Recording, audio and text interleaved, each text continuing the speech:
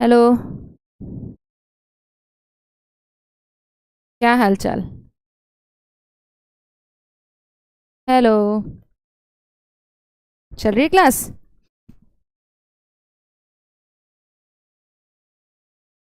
कैसे हो तुम लोग? Good evening. Bhatt, Mihika, Nupur, good evening. अब तो चल रही होगी क्लास है? यूट्यूब के कमेंट्स भी दे दो मुझे। हाँ, क्लास शुरू हो गई।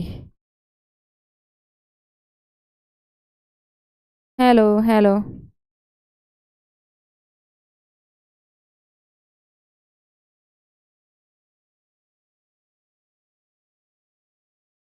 आह,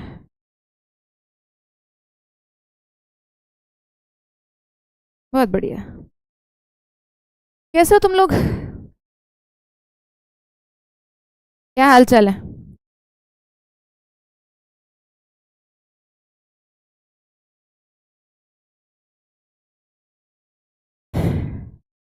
आज यूट्यूब पे भी क्लास है ना ये।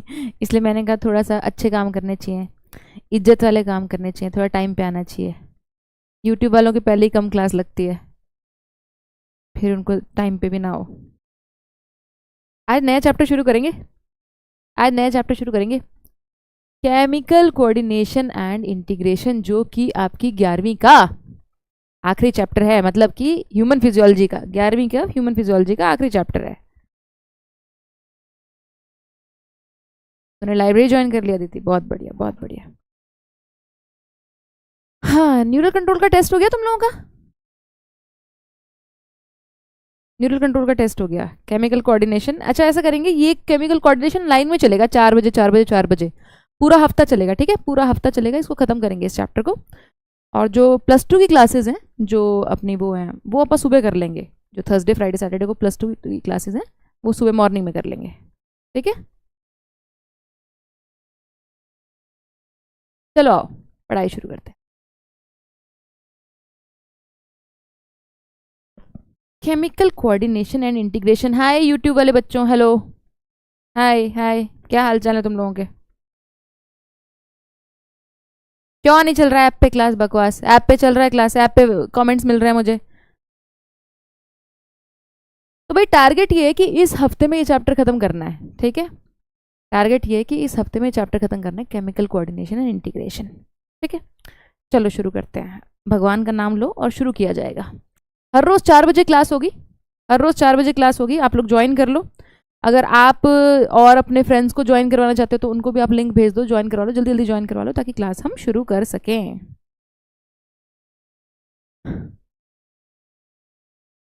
हाय बुशरा, हाय।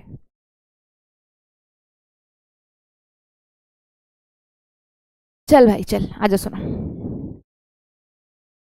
12वीं की 7 बजे रख लेंगे सुबह, असमा।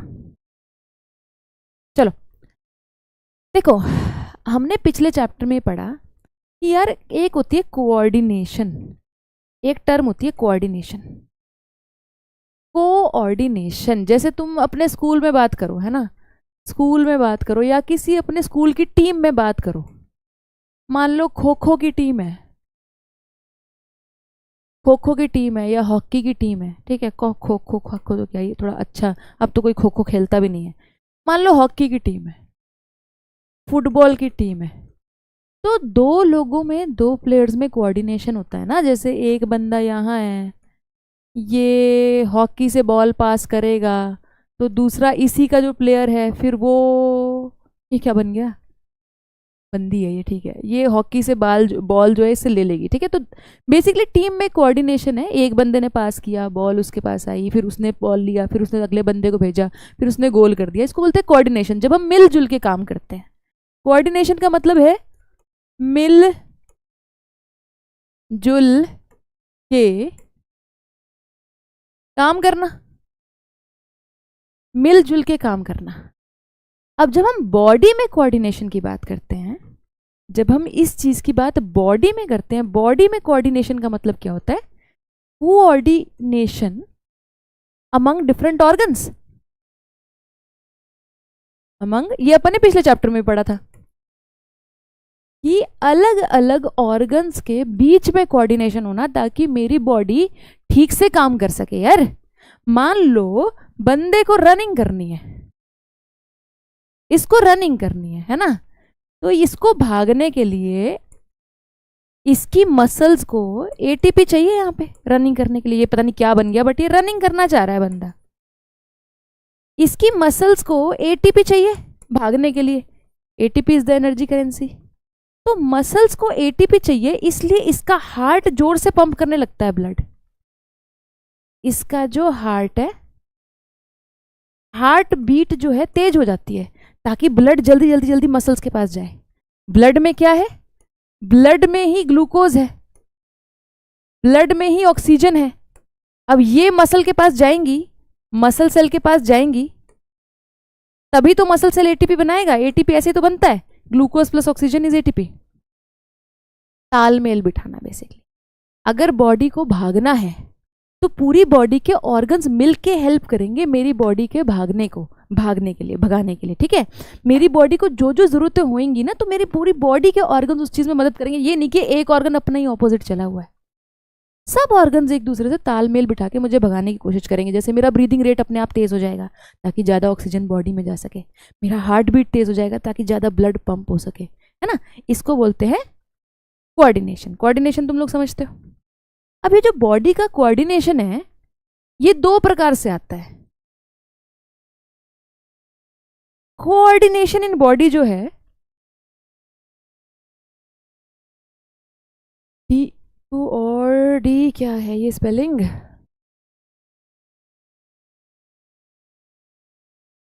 कोऑर्डिनेशन इन बॉडी जो है, ह्यूमन बॉडी जो है, जो बॉडी के सेल्स का, ऑर्गन्स का जो तालमेल है, वो दो प्रकार से आता है।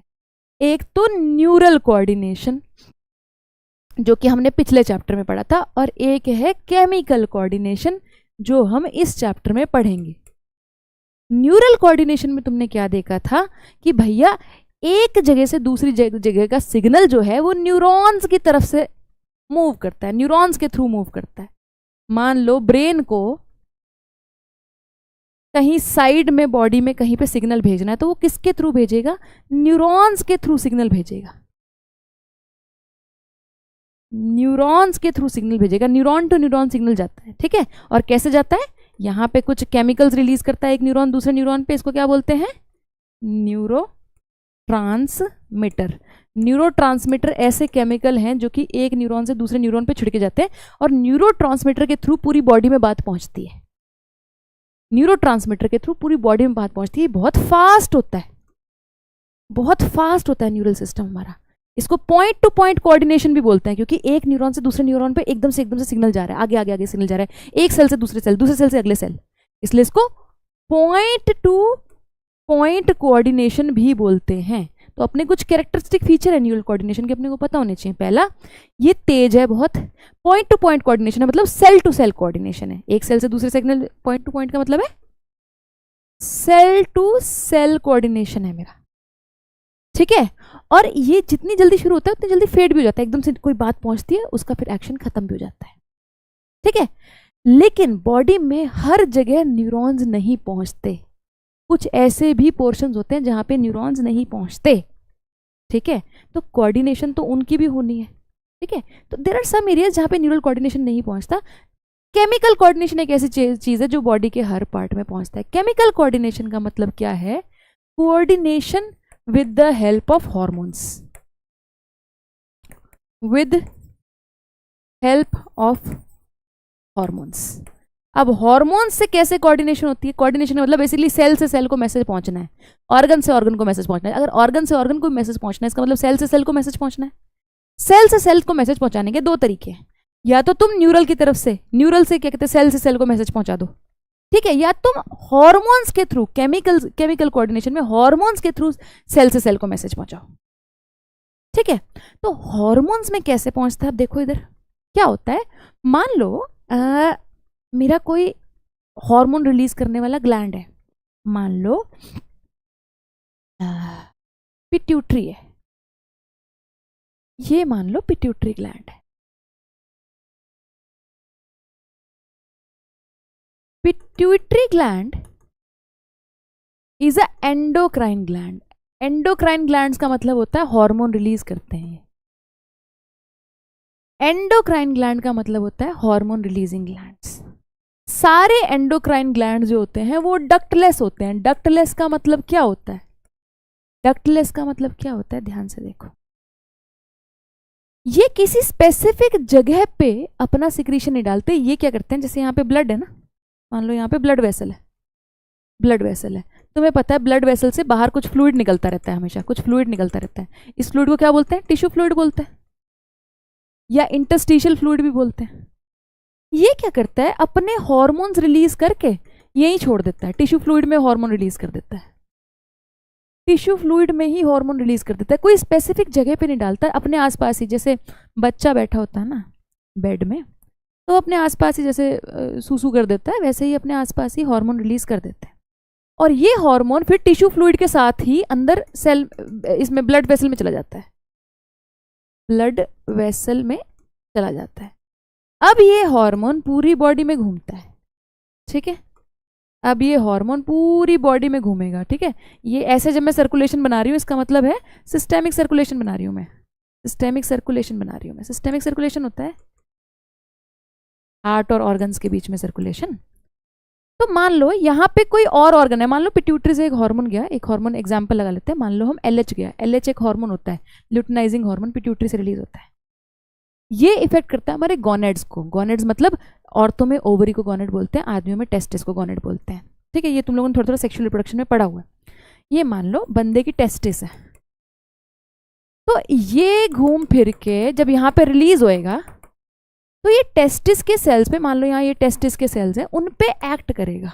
उन पे एक्ट कैसे करेगा? टेस्टिस के सेल्स पे यहाँ पे रिसेप्टर्स होंगे, एलएच रिसेप्टर्स होंगे। तो एलएच यहाँ पे इनके ऊपर जोड़ के इनके ऊपर एक्ट करेगा। तुम्हें याद है टेस्टिस में एलएच किन के ऊपर एक्ट करता है? याद है? एलएच टेस्टिस में लेडिग सेल्स के ऊपर एक्ट करता है, लेडिग सेल्स के ऊपर एक्ट करता है, एक्ट्स ऑन लेडिग सेल्स। और वहां से फिर कौन सा हार्मोन रिलीज कराता है? टेस्टोस्टेरोन रिलीज कराता है लेडिग सेल्स से, याद है? तो बेसिकली इंटरस्टिशियल सेल, हाँ हाँ हाँ। कोई क्या ग्लिच आ रहा है शिका? सही तो आ रहा है, सब सही तो आ रहा है। तो तुम समझे, देख इनके पास कोई ग्लैंड नहीं होता, सॉरी इनके पास कोई डक्ट नहीं होता। डक्ट मतलब किसी स्पेसिफिक जगह पे कोई चीज रिलीज करनी तो डक्ट होता है। जैसे डक्ट, तभी इनको डक्टलेस ग्लैंड बोलते हैं। अगर मैं एग्जांपल दूं डक्ट वाले ग्लैंड्स का, अगर मैं तुम्हें एग्जांपल दूं ग्लैंड्स विद डक्ट्स का, तो मैं देखो तुम्हें बताती हूँ ग्लैंड्स विद डक्ट्स का अगर मैं तुम्हें एग्जांपल दूं, तो अपने जैसे स्किन पे ऑयल ग्लैंड होता है, ऑयल या सिबेशियस ग्लैंड होता है, उसका एक टारगेट होता है कि मैंने स्किन सरफेस पे ऑयल रिलीज करना है। ये स्किन सरफेस हो गई, स्किन सरफेस हो गई। तो वो ग्लैंड के पास ना एक रास्ता होता है जिससे वो अपनी सिक्रीशन इसके ऊपर डालेगा। ग्लैंड यहाँ पे है, ग्लैंड यहाँ पे, यहाँ पे ऑयल रिलीज किया, ऑयल रिलीज किया। यहाँ पे भी सेल होते हैं लेकिन ये सेल कुछ रिलीज नहीं करते। यहाँ पे भी सेल होते हैं, ये सेल कुछ रिलीज नहीं करते। ये एक रास्ता बनाते हैं जिसको बोलते हैं डक्ट। डक्ट मतलब रास्ता। तो ये डक्ट की मदद से ऐसे ऑयल बाहर निकलता है और स्किन के सरफेस पे ऐसे लग जाता है। तो ये डक्ट वाला ग्लैंड है और इसका टारगेट है कि मैंने एक पर्टिकुलर जगह पे ये सिक्रीशन रिलीज करनी है। तो ये डक्ट लेस नहीं है, ये डक्ट के साथ है। आपकी बॉडी में जितनी भी सिक्रीशंस होती हैं वो डक्ट के साथ होती हैं, एक्सेप्ट फॉर हार्मोन्स। सिर्फ हार्मोन्स आपके डक्टलेस ग्लैंड्स होते हैं, बाकी सबके पास डक्ट है, ठीक है। चाहे वो ऑयल हो, चाहे वो ऐसी स्किन पे आपका पसीने वाला ग्लैंड होता है, सुडोरीफेरस ग्लैंड होता है ना, तो वो भी अपने स्किन पे पसीना रिलीज कर देता होता है। तो इनका टारगेट है। इवन अपने डाइजेस्टिव ग्लैंड्स की बात करो, मान लो स्टमक के अंदर डाइजेस्टिव ग्लैंड की बात करते हैं, ये स्टमक है तेरा, ठीक है। स्टमक के ग्लैंड्स को क्या बोलते हैं? क्या बोलते हैं स्टमक के ग्लैंड्स को? स्टमक के ग्लैंड्स को क्या बोलते हैं? कोई दिक्कत तो नहीं आ रही? सही चल रही है क्लास? बोलो, सही चल रही है क्लास? कोई दिक्कत तो नहीं है? किसी भी तरीके की ऑडियो वीडियो में कोई दिक्कत तो नहीं है? बढ़िया चल रही है। स्टमक के ग्लैंड्स को अपन कहते हैं गैस्ट्रिक ग्लैंड्स, ठीक है। स्टमक के ग्लैंड्स को अपन कहते हैं गैस्ट्रिक ग्लैंड। देखो गैस्ट्रिक ग्लैंड्स कैसे होते हैं, ये डक्ट होती है, ये ग्लैंड होता है, ये डक्ट होती है, ये ग्लैंड होता है, ये डक्ट होती है, ये ग्लैंड होता है, ये डक्ट होती है, ये ग्लैंड होता है, ये डक्ट होती है, ये ग्लैंड होता है। ठीक है, अब देखो इनके पास टारगेट है, ये वाले सेल्स इंजाइम्स रिलीज करेंगे, HCl रिलीज करेंगे, डक्ट वाले ग्लैंड्स कुछ नहीं रिलीज करेंगे। तो यहां से इंजाइम रिलीज करके कहाँ डालेंगे, स्टमक के सरफेस पे, अंदर की साइड, अंदर वाले सरफेस पे ऐसे रिलीज करेंगे। तो डक्ट है ना इनके पास एक स्पेसिफिक जगह है, जो डक्टलेस ग्लैंड है वो ब्लड में डाल देते हैं, बिना कोई सोच समझ के कि मुझे इसको टारगेट करना है, इसको नहीं, वो कहते हैं ब्लड में छोड़ दो अपना हार्मोन, जिसको जहां जाना है, जहां पे टकराएगा, जहां पे वो ठीक है कोई बात नहीं, वहीं पे एक्शन कर देगा, जिसके पास रिसेप्टर होंगे। बेसिकली LH मेरी पूरी बॉडी में घूम रहा है, पिट्यूटरी से रिलीज हो रहा है LH मेरा, LH हार्मोन मेरा पिट्यूटरी से रिलीज हो रहा है, पूरे बॉडी में घूम रहा है इस वक्त, लेकिन सब सेल्स के ऊपर एक्ट नहीं कर रहा है, सिर्फ उस सेल के ऊपर एक्ट कर रहा है जिसके पास ये LH का रिसेप्टर होगा। हार्मोन्स को एक्सेप्ट करने के लिए, हार्मोन्स का एक्शन करने के लिए उस सेल के पास उस हार्मोन का रिसेप्टर होना चाहिए। समझ में आ गया? डक्ट और बिना डक्ट वाले ग्लैंड्स का मीनिंग समझ में आ गया तुम लोगों को? बोलो, डक्ट और बिना डक्ट वाले ग्लैंड्स का मीनिंग समझ में आ गया?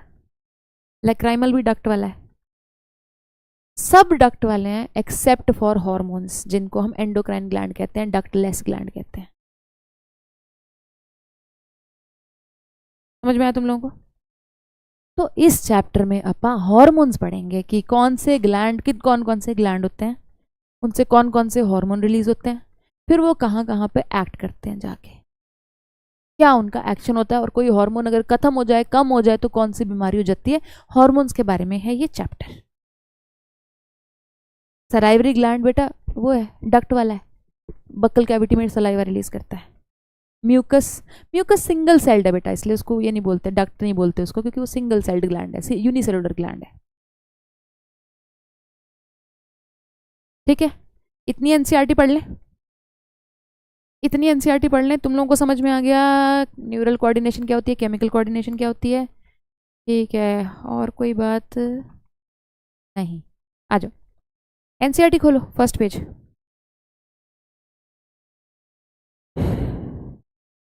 एनसीईआरटी खोलो, चलो आ जाओ। You have already learned that neural system provides a point to point rapid coordination। मैंने एक क्वेश्चन बनाया आज की DPP में, ट्रू और फॉल्स का, कि भाई neural coordination point two point coordination देता है क्या? ट्रू है उसका आंसर। देखो मैं खुद से ही पेपर बता दे रही हूँ, अगर तुमने ये लाइन ध्यान से नहीं पढ़ी तो वो DPP का क्वेश्चन गलत हो जाएगा।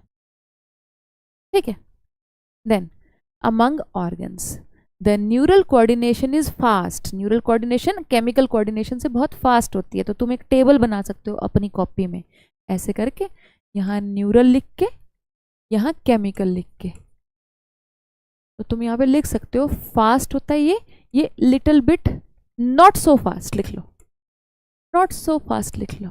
ये पॉइंट टू पॉइंट होता है,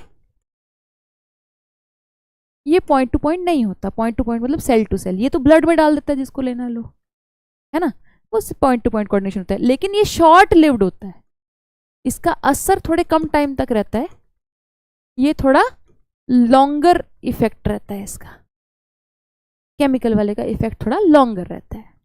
as the nerve fibres do not innervate all cells of the body, तुम्हारा न्यूरॉन हर सेल ऑफ द बॉडी तक नहीं पहुंचता, कुछ ऐसे पार्ट्स हैं जहां तुम्हारा न्यूरॉन नहीं पहुंचेगा, लेकिन कोऑर्डिनेशन तो पूरी बॉडी को चाहिए। And the cellular function need to be continuously regulated. A special kind of coordination and integration has to be provided. This function is carried out by hormones. The neural and the endocrine system jointly coordinate. ये दोनों मिल के आपकी body को coordinate करते हैं and regulate the physiological functions of the body. All exocrine glands are with ducts. Rapid मतलब fast. अनुप्रास. All exocrine glands are with ducts. All endocrine glands are ductless. पहला पैराग्राफ समझ में आ गया? पहला पैराग्राफ समझ में आ गया? चलो आगे चले। बढ़िया बात, बढ़िया बात। एंडोक्राइन डक्टलेस होते हैं, तुम्हें समझ में आ गया। आओ एनसीईआरटी पढ़े। हार्मोन्स की डेफिनेशन दी हुई है, एनसीईआरटी से पढ़ते हैं। जो एनसीईआरटी से पढ़ते हैं, हार्मोन्स की डेफिनेशन पे भी क्वेश्चन बनाया मैंने DPP में। अभी फंस जाओगे DPP में, नहीं पढ़ोगे तो ध्यान से पढ़ लो पैराग्राफ ही। चलो, ये नहीं सोचना है कि मैम अभी तो चैप्टर शुरू ही नहीं हुआ, अभी तो ये पहले 2 पैराग्राफ से, इसमें क्या ही ध्यान देनी मैम। नहीं बेटे, ध्यान देनी है, क्वेश्चन आ जाते हैं, फंस जाते हैं फिर हम। हंसना चाहते हो तुम? हैं? पढ़ लेंगे साहिल, एंडोक्राइन ग्लैंड कौन से हैं यही पढ़ना है बेटे इस चैप्टर में। Endocrine glands lack ducts, ducts नहीं होते, and hence are called ductless glands. Their secretions are called hormones, सभी डक्टलेस ग्लैंड्स की सिक्रीशंस को हॉर्मोन्स कहते हैं, सभी डक्टलेस ग्लैंड्स की सिक्रीशन को हार्मोन कहते हैं। The classical definition of hormones as a chemical produced by endocrine glands and released into the blood, definition of hormone is chemical produced by endocrine gland released into blood and transported to distantly located target organ। दूर दूर होते हैं इनके target organ. अब कहाँ pituitary कहाँ gonad, दूर है ना, टारगेट ऑर्गन दूर है ना, पिट्यूटरी से इतने सारे हॉर्मोन्स निकलते हैं, अलग अलग टारगेट ऑर्गन्स पे जाते हैं, तो वो डिस्टेंट है, दूर दूर है वो टारगेट ऑर्गन्स, ठीक है। And has current scientific definition as follows, ये इंपॉर्टेंट है, यहां से ये नीट में आ सकती है, स्टार लगा लो, ये नीट में आ सकती है। Hormones are non nutrient, non nutrient का मीनिंग क्या होता है बेटे? नॉन न्यूट्रिएंट का मतलब है ना तो एटीपी प्रोवाइड करते हैं, नो एटीपी प्रोडक्शन, इनको यूज करके एटीपी नहीं बन सकता, नो एटीपी प्रोडक्शन, कोई एटीपी प्रोडक्शन नहीं है इसका, ठीक है। ये नहीं कि तुम इसको जला के कुछ हार्मोन को कुछ एटीपी बना लोगे उससे, कोई नहीं, कोई न्यूट्रिशन नहीं देंगे ये तुमको। They are non nutrient chemicals which act as intercellular messengers, intercellular messengers, intercellular मतलब दो सेल्स के बीच में, इंट्रा से बच के रहेंगे, इंट्रा सेलुलर का मीनिंग होता है इन अ सेल, सेल के ही अंदर, जैसे सेल के ही अंदर कोई बात चल रही है तो इंट्रा सेलुलर है। इंटरसेलुलर मैसेंजर का मतलब है सेल सेल के बीच में बात चल रही है कि एक सेल से हार्मोन निकला, एच लिख देती हूँ, वो ब्लड में गया, वो ब्लड में गया और फिर ब्लड से दूसरे सेल पे जाके चिपक गया, इधर उसका रिसेप्टर है, ये एच जो है हार्मोन जो है रिसेप्टर पे जाके चिपक गया, तो सेल टू सेल मैसेज पहुंचाया, इसने मैसेज दिया उसको, इसने आंख मारी, ये लड़की आंख मारे तो ये खुश हो गई यहाँ पे, हाँ ठीक है तुम कहते हो तो ठीक है, ठीक है, सेल टू सेल मैसेज पहुंचा है, इंटरसेलुलर मैसेंजर है ये, इंट्रा सेलुलर नहीं है, सेल के अंदर ही नहीं मैसेज पहुंचाना है, इंटरसेलुलर मैसेंजर है, ब्लड के थ्रू जाएगा और ये ब्लड वेसल है बीच में, ब्लड वेसल है बीच में। So hormones are non nutrient chemicals which act as intercellular messengers and are produced in trace amounts, बहुत ही कम अमाउंट्स में, नैनोग्राम्स के अमाउंट में प्रोड्यूस होते हैं, ये ट्रेस अमाउंट के रूप में प्रोड्यूस होते हैं, ये नहीं कहीं किलो या कहीं लीटर ही बन जा रहे हैं, ऐसा नहीं है। इतनी डेफिनेशन हो जाएगी। आज मेरी तबीयत ठीक नहीं है यार,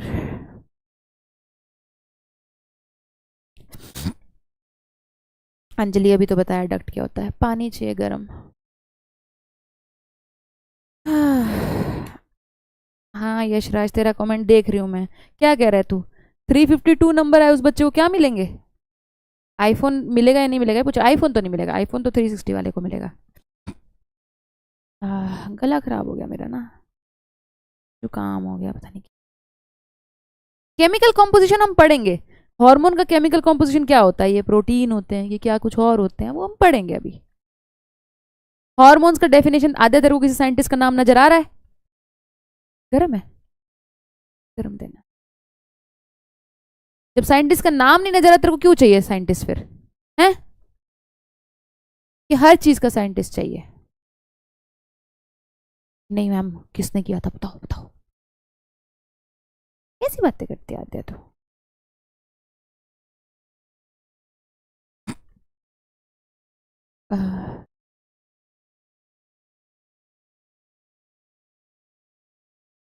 हाँ हाँ तुम लोगों को भी आईफोन मिलेगा, जो 360 आउट ऑफ 360 लाएगा उसी को मिलेगा।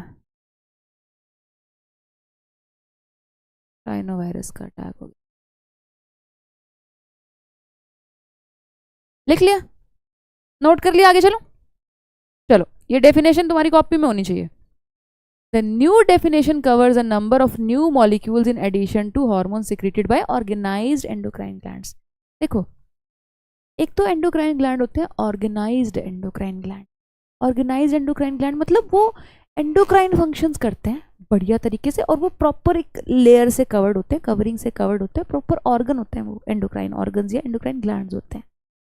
कुछ चीज़ें ऐसे जैसे जीआईटी है, ठीक है, अब मेरी पूरी स्मॉल इंटेस्टाइन है, उससे कुछ हार्मोन्स निकल रहे हैं, उसमें कुछ में बीच बीच में सेल्स हैं जो हार्मोन्स रिलीज कर रहे हैं, पर मेरी जीआईटी एंडोक्राइन ग्लैंड नहीं है, क्योंकि उसका मेजर फंक्शन हार्मोन रिलीज करना नहीं है। मेरी स्मॉल इंटेस्टाइन का मेजर फंक्शन हार्मोन रिलीज करना नहीं है, उसका मेजर फंक्शन खाना डाइजेस्ट करना और एब्जॉर्ब करना है। तो मैं अपनी स्मॉल इंटेस्टाइन को एंडोक्राइन ग्लैंड नहीं कहूंगी, मैं कहूंगी कि कुछ सेल्स पड़े हुए हैं, एंडोक्राइन टिश्यू पड़ा हुआ है उसमें बीच में कुछ कुछ, तो उसको ऑर्गेनाइज्ड एंडोक्राइन ग्लैंड नहीं कहूंगी मैं। या मेरा हार्ट है, मेरे हार्ट का मेन काम ब्लड को पंप करना है, ना कि हार्मोन प्रोड्यूस करना, लेकिन मेरा हार्ट हार्मोन प्रोड्यूस करता है, एएनएफ नाम का हार्मोन प्रोड्यूस करता है, तुम लोगों ने किडनी वाले चैप्टर में पढ़ा है, पर इसका मेजर काम हार्मोन प्रोड्यूस करना नहीं है। तो मैं कहूंगी यहाँ पे कुछ मतलब प्रोड्यूस करते हैं, बट ये कोई ऑर्गेनाइज्ड एंडोक्राइन ग्लैंड नहीं है। किडनी भी कुछ हार्मोन्स प्रोड्यूस करती है, लेकिन वो ऑर्गेनाइज्ड एंडोक्राइन ग्लैंड नहीं है। ऑर्गेनाइज्ड एंडोक्राइन ग्लैंड हो गया जैसे थायराइड ग्लैंड, उसका मेजर काम हार्मोन प्रोड्यूस करना है, ठीक है। पिट्यूटरी मेजर काम हार्मोन प्रोड्यूस करना है, पैराथायराइड हार्मोन प्रोड्यूस करता है, मेन काम क्या है वो बात पे बात है।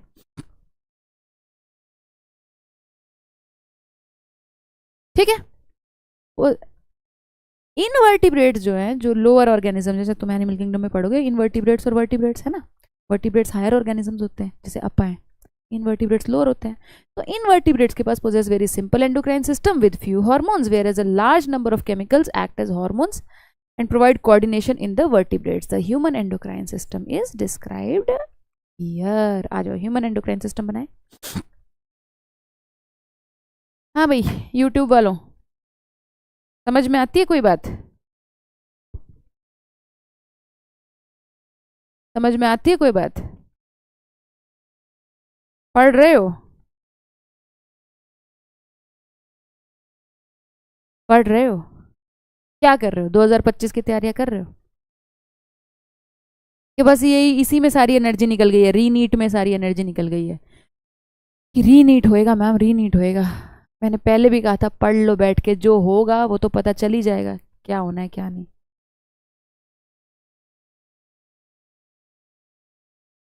बंदा बनाओ अपनी कॉपी में से। कुछ मेजर एंडोक्राइन ग्लैंड्स की बात करते हैं। देखो ब्रेन में हमें कुछ एंडोक्राइन ग्लैंड्स पता है ऑलरेडी, ब्रेन में हमें कुछ एंडोक्राइन ग्लैंड्स पता है। यहाँ पे ऐसे करके डायनसेफ्लॉन के बेस पे ऐसे हाइपोथैलेमस होता है, एक स्टॉक होती है, इस पे ऐसे पिट्यूटरी लगा होता है। ये अपने ब्रेन वाले स्ट्रक्चर में पढ़ा है, लेकिन अब इसको हम दोबारा बनाएंगे। यहाँ पे थर्ड वेंट्रिकल है ना, यहाँ पे थर्ड वेंट्रिकल है, पीछे इसके पीनल ग्लैंड लगा हुआ है। तो तीन तो तुम्हारे ब्रेन में ही हो गए। हाइपोथैलेमस को ऑर्गेनाइज्ड एंडोक्राइन ग्लैंड में पता नहीं क्यों नहीं दिया हुआ, शायद इसलिए दिया क्योंकि हाइपोथैलेमस के और 50 प्रकार के फंक्शंस हैं। तो पहला जो तुम्हारा ऑर्गेनाइज्ड एंडोक्राइन ग्लैंड दिया हुआ है वो पिट्यूटरी दिया हुआ है। हाइपोथैलेमस वैसे मार्क किया हुआ है, लेकिन हाइपोथैलेमस को ऑर्गेनाइज्ड एंडोक्राइन ग्लैंड की लिस्ट में नहीं दिया हुआ।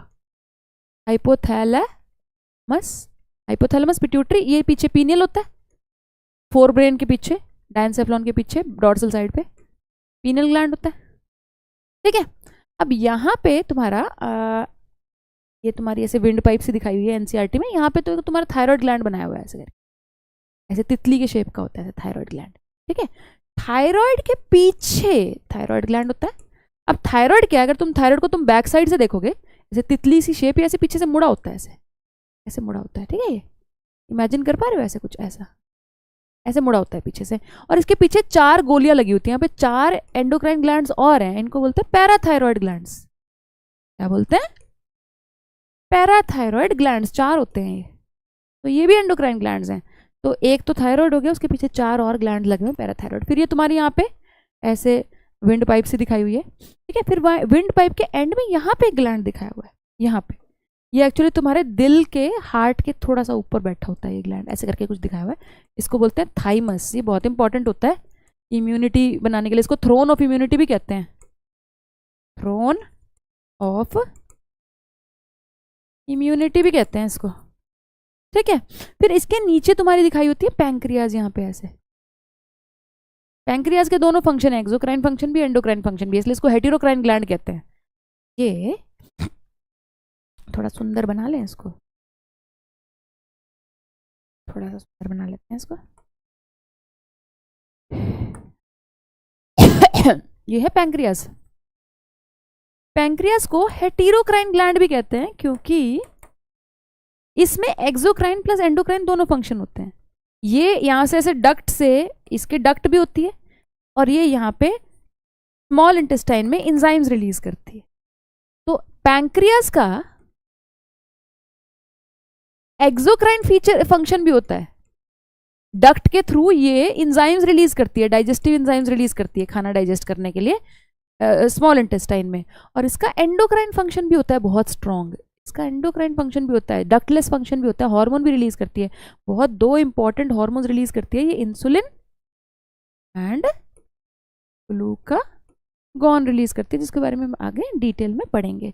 फिर यहाँ तुम्हारी किडनीज दिखाई हुई हैं ऐसे। किडनीज की बताना, पोजीशन बताना, क्या पोजीशन आती है तुम लोगों को, किडनी की पोजीशन आती है तुम लोगों को, जल्दी बोलो।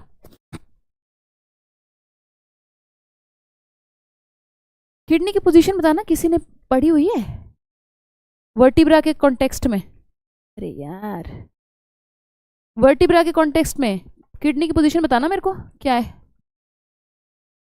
थ्रोन का क्या मतलब होता है, मैं इस बात तेरे को थ्रोन नहीं पता है, जिसपे राजा बैठते हैं। तखत, क्या तखत नहीं, क्या बोलते हैं यार, थ्रोन का हिंदी में मीनिंग बताओ यार।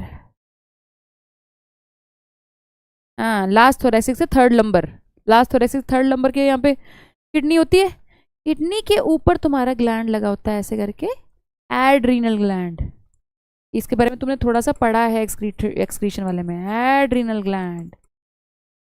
ये तुम्हारा बहुत बढ़िया फंक्शन है। और देखो फिर तुम्हारे गॉनेड्स हो गए। गॉनेड्स में देखो, अगर तुम औरत हो, ये तो आदमी है खैर, गॉनेड्स दो प्रकार के हैं, औरतों में ओवरी और आदमियों में टेस्टिस। तो वो यहाँ पे आप बना सकते हो, अगर औरत की होती तो यहाँ पे हम ओवरी बना लेते, लेकिन क्योंकि ये आदमी है तो यहाँ इस पे टेस्टिस बनना चाहिए, तो टेस्टिस हम नीचे दिखा सकते हैं जहाँ मेरे पास जगह नहीं है बनाने के लिए। सेकंड टू सेवेंथ, कितनी बकवास करे त्विषा तू। किडनी बेटे last thoracic to third lumbar. हाँ, राजगद्दी ऐश्वर्या सही कह रही है, सिंहासन। बड़े बुरे हाल हो गए यार, बनाओ जरा पानी पुनी पियो, बनाओ बनाओ।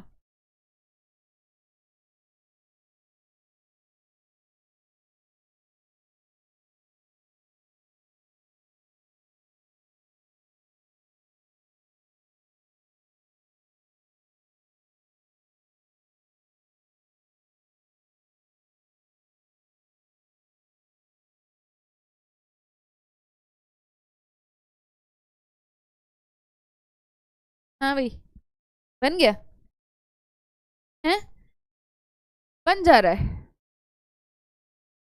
अफीफा सही कह रही है, बकवास कर रही है संजय। फिफ्थ थोरेसिक है, बकवास कर रही है। चल, यहाँ तक बात समझ में आई है? कोई दिक्कत है तो बताओ यहाँ पे।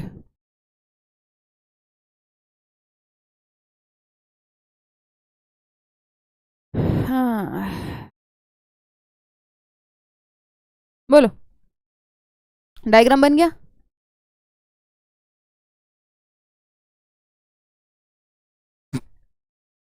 देखो अभी तक मैं तुमसे ज़्यादा कुछ उम्मीद नहीं करती, मैं सिर्फ ये चाहती हूँ कि तुम्हें ये पता चल जाए कि हार्मोन्स क्या होते हैं, कुछ केमिकल्स होते हैं जो कि ब्लड में रिलीज होते हैं एंडोक्राइन ग्लैंड के द्वारा, जो कि डक्टलेस ग्लैंड होते हैं। हार्मोन्स का केमिकल नेचर मैं नहीं कहती कि तुम्हें पता होना चाहिए कि ये प्रोटीन होते हैं, कि ये अमाइनो एसिड होते हैं, कि क्या होते हैं, मैं नहीं कहती, क्योंकि अभी तक मैंने वो बात पढ़ाई नहीं है। ठीक है, मैं चाहती हूँ तुम्हें बेसिक सा पता हो, न्यूरल और केमिकल कोऑर्डिनेशन के बीच में डिफरेंस पता होना चाहिए, कि न्यूरल कोऑर्डिनेशन जो होती है वो न्यूरॉन से आती है, केमिकल कोऑर्डिनेशन जो है वो हार्मोन से आती है। न्यूरॉन्स के बीच में न्यूरोट्रांसमीटर नाम का केमिकल रिलीज होता है, लेकिन उसको न्यूरल कोऑर्डिनेशन कहते हैं। केमिकल कोऑर्डिनेशन हम सिर्फ हार्मोन्स के लिए टर्म यूज करेंगे, ठीक है। देन न्यूरल जो होती है थोड़ी फास्ट होती है, केमिकल कोऑर्डिनेशन थोड़ी स्लो होती है। न्यूरल जो होती है बहुत जल्दी खत्म भी हो जाती है, शुरू भी जल्दी होती है, फास्ट भी होती है, और खत्म भी जल्दी होती है। ये थोड़ी स्लो होती है, लेकिन थोड़ी देर तक इसका इफेक्ट चलता है केमिकल कोऑर्डिनेशन का, ठीक है। ये पॉइंट टू पॉइंट कोऑर्डिनेशन है, सेल टू सेल कोऑर्डिनेशन है, ये ब्लड के थ्रू होता है। इसमें सेल टू सेल कोऑर्डिनेशन नहीं है, मतलब थोड़ा डिस्टेंट जगह जगह पे वो होता है, सिग्नल जाता है। देन न्यूरल जो है वो बॉडी के हर हिस्से तक नहीं पहुंचती, केमिकल जो है केमिकल कोऑर्डिनेशन बॉडी के हर हिस्से तक पहुंच जाती है। ये बेसिक डिफरेंसेस हो जाएंगे, हार्मोन की डेफिनेशन हो जाएगी, एंडोक्राइन ग्लैंड्स क्या होते हैं हो जाएंगे, एंडोक्राइन एक्सोक्राइन में डिफरेंस हो जाएगा। बोलो, बस इतनी सी उम्मीद है तुमसे बेटा, बहुत ज़्यादा उम्मीद नहीं रखती बेटा, बहुत ज़्यादा उम्मीदें नहीं रखती।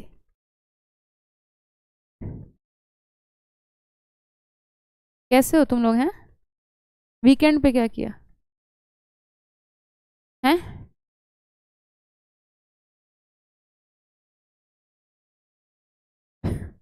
इतने जेलस हैं ये बच्चे। गोनेड्स मतलब प्राइमरी सेक्स ऑर्गन्स। गोनेड्स का मतलब होता है बेटा प्राइमरी सेक्स ऑर्गन्स। मेल्स में प्राइमरी सेक्स ऑर्गन टेस्टिस है, फीमेल में प्राइमरी सेक्स ऑर्गन ओवरी है। प्राइमरी सेक्स ऑर्गन कौन होते हैं? जो गैमीट प्रोड्यूस करते हैं, जो गैमीट प्रोड्यूस करते हैं। हाँ, एंजल आई थी मेरे से मिलने। एंजल कह रही है मैम आपसे मिलने आई थी। एंजल पता है मुझे चॉकलेट भी दे के गई है, डेयरी मिल्क की हेजलनट। मज़े किए हमने, पूरी टीम ने मिलके खाई।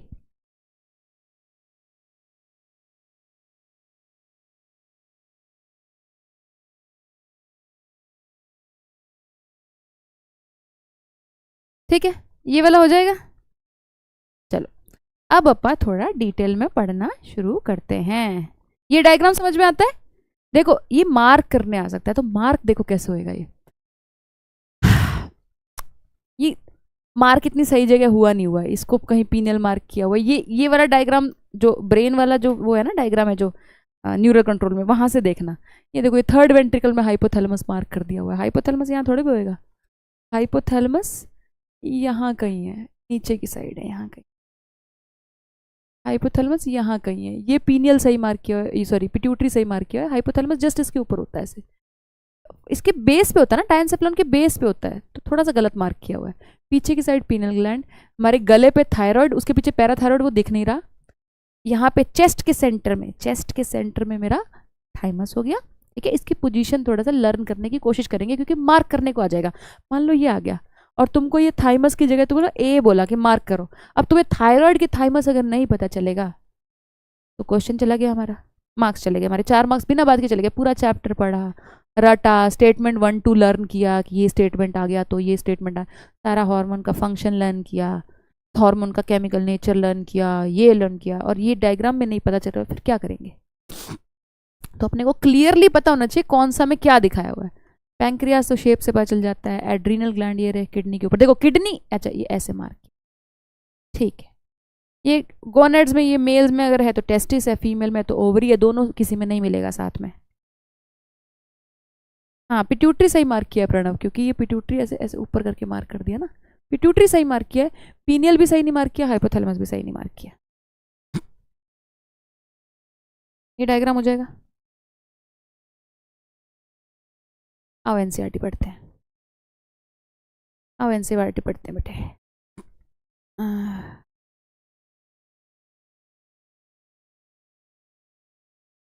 क्या?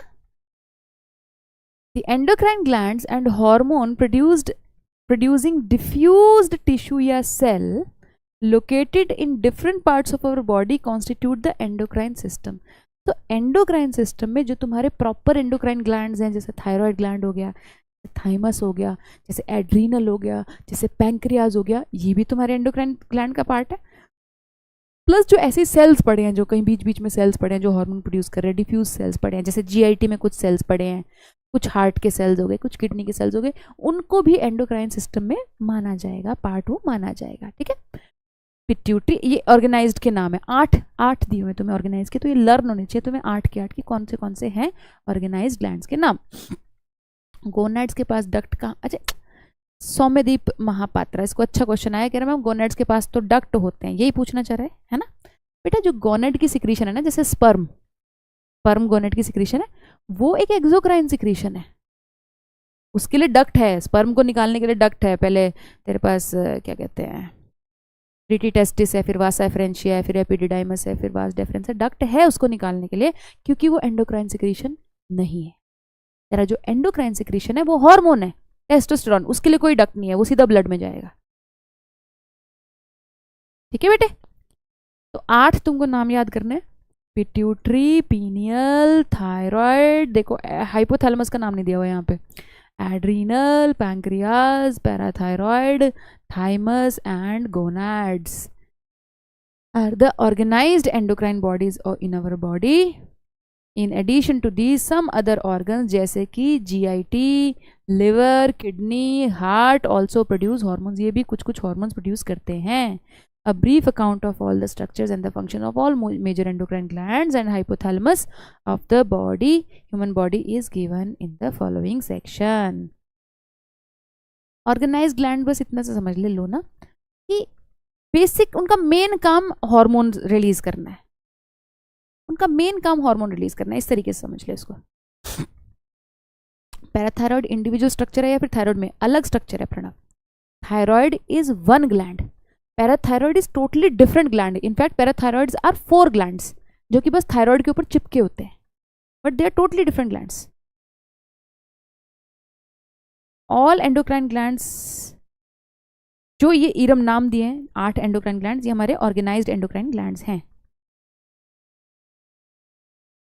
बिल्कुल सही रुद्राक्ष, बिल्कुल सही. इस चैप्टर में कुछ डिलीटेड नहीं है, पूरा चैप्टर पढ़ना है बेटा नंदिनी.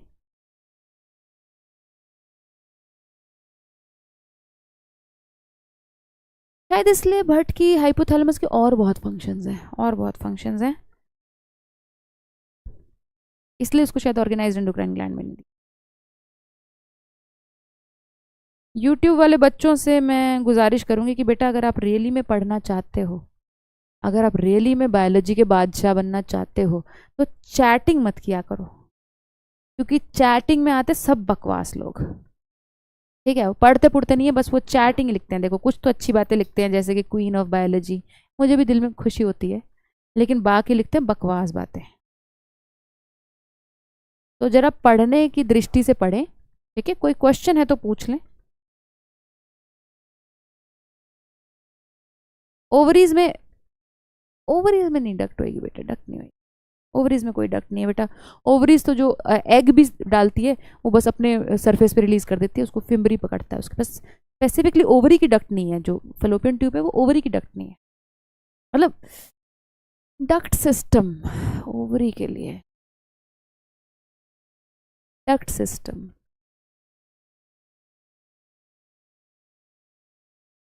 सोचना पड़ेगा क्योंकि डक्ट सिस्टम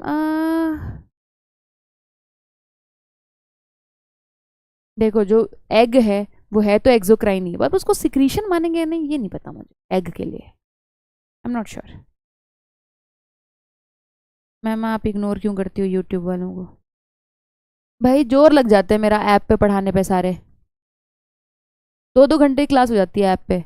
ठीक है, देन उनकी डीपीपीज बनाना, देन उनके लेक्चर्स ऑर्गेनाइज करना, टेस्ट बनाना, बहुत जोर लगता है भाई, बहुत मेहनत लगती है.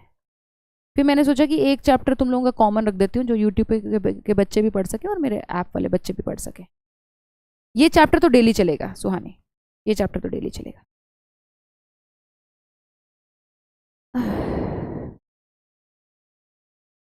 ये चैप्टर डेली चलेगा बेटा. डक्ट वाली बात सोचनी पड़ेगी रुद्राक्ष मेरे को कि मतलब कि ओवरी का जो एग होता है उसको हम एक्सोक्राइन सिक्रीशन मानते हैं कि नहीं मानते, एक बार चेक करना. चलो आओ आगे बढ़ते हैं. अब अपना नेक्स्ट काम है हाइपोथैलेमस और पिट्यूटरी का समझना कनेक्शन, और ये बहुत इंपॉर्टेंट है, माने इसका स्ट्रक्चर अपने को आना ही आना चाहिए. ठीक है, एनसीईआरटी का जो स्ट्रक्चर है वो भी समझना, और अपने को वैसे डिटेल स्ट्रक्चर भी आना चाहिए. तुम कहो तो बना देती हूँ. बोलो मैम. हाइपोथैलेमस वाला क्वेश्चन पर डिपेंड करता है प्रणव, क्वेश्चन पर डिपेंड करता है. मान लो तेरे को 3 ऑप्शन आए कि which of the following is organised endocrine gland, hypothalamus, pituitary, pineal, all of the above, तो all of the above mark करेगा. या ऐसा क्वेश्चन है which of the following is not a organised endocrine gland, hypothalamus, pineal, pituitary, adrenal, तो फिर hypothalamus को mark करेगा.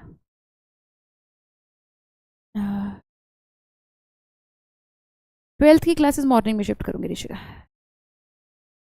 अब देखो, हाँ देखो, एक तुम्हारा यहाँ पे एक स्ट्रक्चर होता है फोर ब्रेन में. देखो फोर ब्रेन में क्या होता है, फोर ब्रेन में क्या होता है तुम्हें पता है? तुम्हारे ब्रेन के 3 पार्ट्स हैं, ऐप वाले बच्चों को पता है क्योंकि अभी हम पढ़ के हटे हैं. Fore brain, mid brain, hind brain. Fore brain में 2 पार्ट्स होते हैं, एक तो बड़ा सा ऐसे सेरिब्रम होता है, सेरिब्रम के 2 हाफ्स हैं पर यहाँ पे सिंगल ही दिख रहा है, और यहाँ पे एक स्ट्रक्चर होता है अंदर जिसको हम डायनसेफलॉन कहते हैं. डायनसेफलॉन, याद है डायनसेफलॉन? याद है डायंसिफिलॉन, डायंसिफिलॉन के बीच में थर्ड वेंट्रिकल होता है, यहाँ पे फ्लूइड भरा होता है, थर्ड वेंट्रिकल होता है, थर्ड वेंट्रिकल होता है, याद है? यहाँ पे थर्ड वेंट्रिकल के पीछे यहाँ पे पीनल ग्लैंड लगा होता है, याद है? थर्ड वेंट्रिकल के पीछे पीनल ग्लैंड लगा होता है। बेसिकली डायंसिफिलॉन के जो भी थर्ड वेंट्रिकल के राउंड स्ट्रक्चर लगे थे वो डायंसिफिलॉन का पार्ट होते हैं, है ना? यहाँ पे पीनल ग्लैंड लगा होता है, पीनल ग्लैंड लगा होता है। यहाँ पे फ्रंट में, यहाँ पे बेस पे हाइपोथैलेमस होता है, बेस पे हाइपोथैलेमस होता है। इधर दो थैलेमाई होते हैं ऐसे, एक उधर, वो दिखता नहीं है, सिर्फ एक ही दिखता है, ये थैलेमस होता है, याद है? ये एक स्टॉक होती है, यहाँ पे पीनियल ग्लैंड लगा होता है, सॉरी पिट्यूटरी लगा होता है,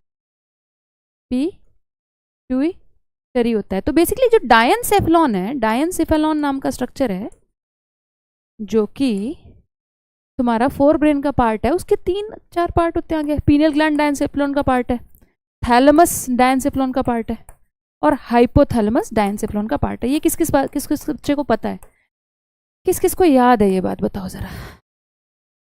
जिसको नहीं पता ये बनाएंगे।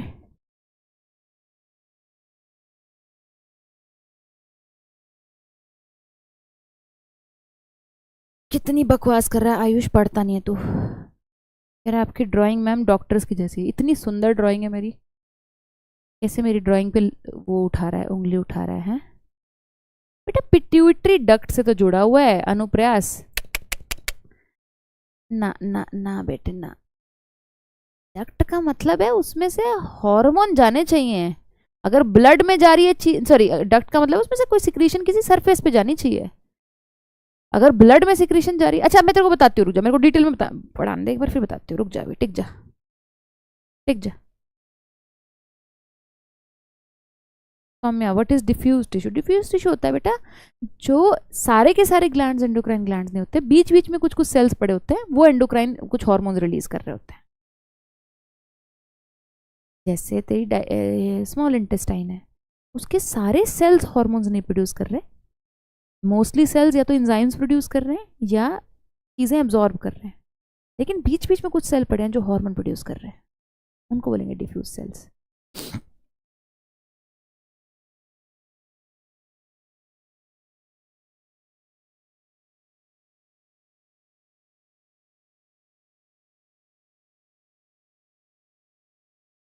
बनाई?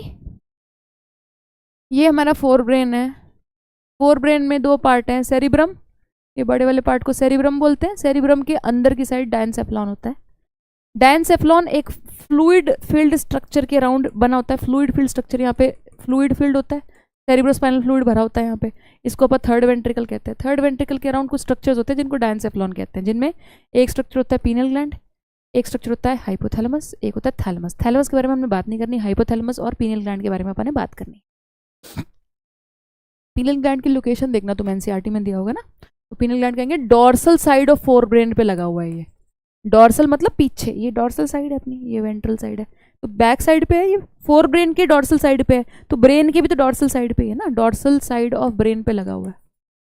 तो एनसीईआरटी में ऐसा इसकी पोजीशन बताई हुई है, डॉर्सल साइड ऑफ ब्रेन पे लगा हुआ है, क्योंकि ये फ्रंट साइड है, ये मतलब ये बंदे की आंखें यहाँ पे हैं, ठीक है ना, तो ये फ्रंट साइड है, ये बंदे का नाक है, पता नहीं ये तो अजीब सा ही बन गया, बट समझ रहे हो ना, ये आगे ये वेंट्रल साइड है, ये वाली वेंट्रल साइड है, ठीक है। अब इसको थोड़ा और डिटेल में बना लो, अब इसको थोड़ा और डिटेल में बना लो। ऐसे हाइपोथैलेमस होता है अपना इतना बड़ा सा, हाइपोथैलेमस है, हाइपोथैलेमस की ऐसे डंडी है, इस डंडी को अपन कहते हैं इनफंडिबुलम। क्या बोलते हैं? इनफंडिबुलम। फिर यहाँ पे अपनी पिट्यूटरी के अपने दो ऐसे टुकड़े नजर आते हैं, अगले टुकड़े को बोलते हैं हम एंटीरियर पिट्यूटरी, एंटीरियर, एंटीरियर मतलब आगे वाली। अब देखो ये बंदे की आंख उस साइड है, उस साइड है, तो वो वाला साइड, तो एंटीरियर पिट्यूटरी आगे वाला बोलेंगे, एंटीरियर पिट्यूटरी, और इसको बोलते हैं पोस्टीरियर पिट्यूटरी। अब इनमें क्या है बेटा, बहुत भेदभाव है। एंटीरियर पिट्यूटरी, हाँ सौम्यदीप पर चाहिए नहीं, चाहिए नहीं, देखो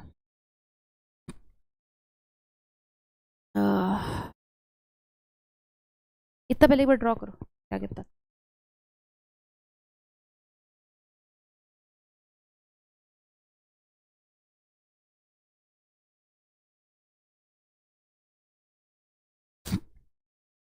अब देखो इनमें ना हाइपोथैलेमस और इसका बहुत तगड़ा कनेक्शन होता है, पिट्यूटरी का, बिल्कुल बाप बेटे जैसा कनेक्शन होता है।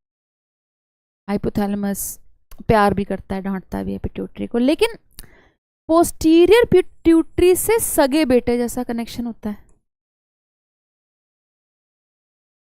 और एंटीरियर पिट्यूटरी से सौतेले बेटे जैसा फंक्शन होता है। सौतेले बेटे जैसा रिलेशनशिप होता है। पोस्टीरियर पिट्यूटरी कहता है बेटे आपको कोई काम करने की जरूरत नहीं है, मैंने पूरा बिजनेस सेट किया हुआ, आपको कुछ नहीं करना। पोस्टीरियर पिट्यूटरी बहुत निकम्मा है, कुछ नहीं करता। हाइपोथैलेमस के पास कुछ न्यूरॉन्स होते हैं, देयर आर सर्टेन न्यूरॉन्स। इन न्यूरॉन्स का नाम चेंज करके हमने दे दिया है न्यूरोसिक्रेटरी सेल्स, क्योंकि ये बड़े बदतमीज प्रकार के न्यूरॉन्स हैं। ये न्यूरॉन्स होके हार्मोन रिलीज करते हैं, ये न्यूरॉन्स होके हार्मोन रिलीज करते हैं। They are neurons which secrete hormones instead of neurotransmitters, क्योंकि यार न्यूरोट्रांसमीटर तो साइनैप्स पे रिलीज करना है, न्यूरॉन टू न्यूरॉन जब साइनैप्स होएगा बीच में वहां पे रिलीज करना है, ये ब्लड में अपना सिक्रीशन रिलीज करते हैं, तो रिलीज ये हार्मोन कर रहे हैं, लेकिन है न्यूरॉन, इसलिए इनको न्यूरोसिक्रेटरी सेल्स कहते हैं। तो ये कह रहे बेटे आपने कोई काम नहीं करना, आपने कोई काम नहीं करना, मैं अपने न्यूरॉन्स यहाँ नीचे भेजूंगा आपके पास ऐसे, और यहाँ पे कुछ हार्मोन्स यहाँ स्टोर करके रखूंगा, जहाँ पे साइनेप्टिक वेसिकल्स होती है ना, यहाँ मैं कुछ हार्मोन स्टोर करूंगा, और जब जरूरत होगी तो मैं ये हार्मोन्स आपके थ्रू बाहर भिजवा दूंगा। तो posterior pituitary actually does not produce any hormone, does not produce hormones, but क्या करता है, stores and releases to hormones, stores and releases, सिर्फ स्टोर करता है, न्यूरॉन हाइपोथैलेमस का है लेकिन स्टोर यहां पे हो रहा है, जो दो हार्मोन्स है, स्टोर्स एंड रिलीजेस दो हार्मोन। कौन कौन से, पहला आपने नाम सुना है एक्सक्रीशन वाले चैप्टर में, एडीएच एंटी डाययूरेटिक हार्मोन, दूसरा आपने पढ़ा है ह्यूमन रिप्रोडक्शन वाले चैप्टर में ऑक्सीटोसिन, मसल कॉन्ट्रैक्शन के लिए जो होता है, जो कि यूट्रस को कॉन्ट्रैक्ट करके बर्थ करवाता है, ये दोनों पोस्टीरियर पिट्यूटरी से रिलीज होते हैं, जिनको हम डिटेल में भी पढ़ेंगे। लेकिन पोस्टीरियर पिट्यूटरी कोई भी हार्मोन प्रोड्यूस नहीं करता है, ये है निकम्मा लाडला बेटा, उसके लिए हाइपोथैलेमस सब प्रोड्यूस करा के देगा, सिर्फ आपको स्टोर करना है और रिलीज कर देने हैं ये दो हार्मोन्स जब जरूरी हो। हाँ, एडीएच का दूसरा नाम वैसोप्रेसिन भी है, तनिष्का वेरी गुड, ठीक है। एंटीरियर पिट्यूटरी के साथ बहुत बुरा व्यवहार है हाइपोथैलेमस का, एंटीरियर पिट्यूटरी के साथ बहुत बड़ा व्यवहार है। यहां पे भी न्यूरोसिक्रेटरी सेल्स होते हैं, न्यूरोसिक्रेटरी सेल्स होते हैं, लेकिन यहां पे वो डायरेक्टली नहीं देता, यहाँ पे ये इसको चाबुक मार मार के काम कराता है एंटीरियर पिट्यूटरी से, काम कर चल काम कर काम, ठीक है। तो यहाँ ये कुछ हार्मोन्स रिलीज करता है, क्या हो गया भाई, क्या, एक मिनट बेटे,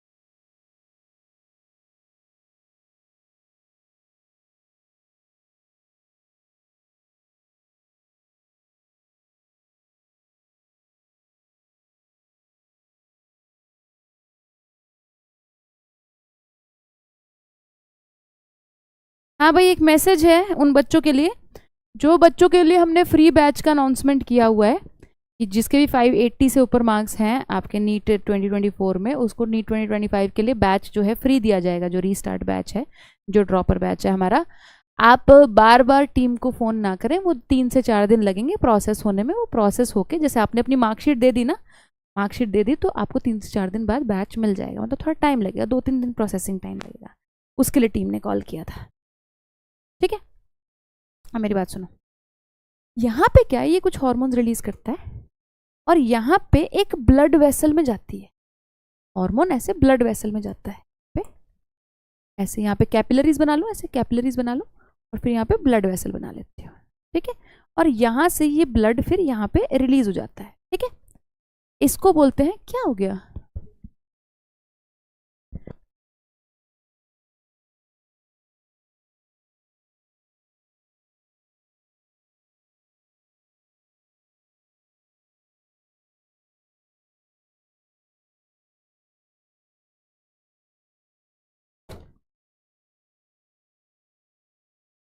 हाँ जी, बता रही हूँ सेलेटर से क्या गया, सुनो। इस वेन को बोलते हैं हाइपोफाइजिल पोर्टल वेन। हाइपोफाइजिल एक बार लिख लो, फिर बताती हूँ पोर्टल सिस्टम क्या होता है। हाइपोफाइजिल पोर्टल वेन होती है ये। ठीक है, हाइपोफाइजिल पोर्टल वेन में आपके जो हार्मोन है वो ऐसे जाते हैं, यहाँ से रिलीज होके, और फिर ये एंटीरियर पिट्यूटरी पे रिलीज हो जाते हैं और एंटीरियर पिट्यूटरी को कमांड देते हैं, चल ये कर ऐसा कर। यहाँ पे ना एक कुछ ऐसा पोर्शन होता है जिससे यहाँ पे बहुत सारे हार्मोन्स रिलीज करता है, ये खुद भी बहुत सारे हार्मोन्स रिलीज करता है। तो ये इस पार्ट को कमांड देते हैं कि तू ये रिलीज कर, तू ये रिलीज कर। इस कमांड से फिर ये आगे फर्दर हार्मोन्स रिलीज करता है ब्लड वेसल्स में। ठीक है, तो यहाँ से बहुत सारे कमांड आते हैं हाइपोथैलेमस से, तू ऐसा कर, तू ऐसा कर, ऐसा कर। उससे बहुत काम कराता है, एंटीरियर पिट्यूटरी से बहुत काम कराता है, बहुत काम कराता है। ठीक है, लेकिन खुद क्या कहते हैं, सिर्फ कमांड देने के लिए हार्मोन्स देगा। यहाँ तो कमांड देने के लिए हार्मोन्स नहीं दे रहा ना, यहाँ तो सीधा हार्मोन्स बना के दे रहा है कि ले भाई ले, तू सिक्रीट कर, मजे कर भाई, तेरे को कुछ नहीं करना। यहाँ पे कमांड के लिए दे रहा है कि चल अब तू ये सिक्रीट कर, चुप हो जा, अब तू ये मत कर। ये 2 प्रकार के हार्मोन्स रिलीज करता है यहाँ पे ये। एक बोलता है releasing hormones, releasing hormones pituitary को कमांड देता है, एंटीरियर पिट्यूटरी को कि तू कुछ रिलीज कर। ठीक है, एक होता है इनहिबिटिंग हार्मोन्स, जब इसको पिट्यूटरी को रोकना होता है, जब इसको पिट्यूटरी को रोकना होता है कि अब तू कुछ चुप हो जाए, यहां से और कुछ मत रिलीज कर, तो रोक भी देता है, यहां से सिक्रीशन को रोक भी देता है ये। तो 2 प्रकार के कमांड देता है ये, या तो रोकने के कि यहां से सिक्रीशन रोक दो, या रिलीज कराने के कि यहां से सिक्रीशन रिलीज करा दो। तो बहुत तगड़े कमांड देता है रिलीजिंग एंड इनहिबिटिंग हार्मोन्स को, सिर्फ एंटीरियर पिट्यूटरी को, पोस्टीरियर पिट्यूटरी को नहीं। पोस्टीरियर पिट्यूटरी को तो बना के देगा सीधा कि सर जब भी निकालने यहाँ से रिलीज करा लेना, कोई दिक्कत नहीं है। तो पोस्टीरियर पिट्यूटरी के लिए एक सेंटेंस है एनसीईआरटी में, it is under direct neural control of hypothalamus. Under direct neural control of hypothalamus, इसका मीनिंग क्या है? इतना ज्यादा डायरेक्ट है कि उसका न्यूरॉन ही घुस जा रहा है उसमें। यार इससे ज्यादा डायरेक्ट क्या होगा, इससे ज्यादा डायरेक्ट क्या होगा, तो सीधा न्यूरॉन ही घुस जा रहा है। यहाँ पे तो ये पहले ब्लड में अपने हार्मोन डाल रहा है, फिर यहाँ से हार्मोन निकल रहे हैं, फिर ये इससे आगे हार्मोन रिलीज करा रहे हैं या रोक रहे हैं हार्मोन को। तो ये जो पार्ट होता है ना एंटीरियर पिट्यूटरी, जो से एक्चुअली चीजें रिलीज होती हैं, इसको बोलते हैं एडिनो हाइपोफाइसिस। ना ना ना, सॉरी गलत बोल दिया। दोबारा बताती हूँ। पहले इतना बना लो फिर बताती हूँ। फिर 2-3 चीजें और बताऊंगी, 2-3 चीजें और बताऊंगी, पहले इतना बनाओ। ये समझ में आ गया कि ब्लड के थ्रू जाता है एंटीरियर पिट्यूटरी को, और डायरेक्टली न्यूरल कंट्रोल से जाता है, डायरेक्टली न्यूरॉन्स के थ्रू हार्मोन्स जाते हैं पोस्टीरियर पिट्यूटरी को। पोस्टीरियर पिट्यूटरी सिर्फ 2 हार्मोन रिलीज करता है, एंटीरियर पिट्यूटरी 7 हार्मोन रिलीज करता है। बताऊंगी तुम लोगों को, 7 हार्मोन रिलीज करता है। ये कैसा एंडोक्राइन ग्लैंड है? ऐसे ही है, नलायक है मिसबा। इसको तो एंडोक्राइन ग्लैंड कहलाने का हक भी नहीं है, लेकिन बोलते हैं इसको एंडोक्राइन ग्लैंड। मिसबा पूछ रहा है कैसा एंडोक्राइन ग्लैंड है जब खुद कुछ काम नहीं कर रहा तो बन जाए तो बताना, फिर आगे चलते हैं।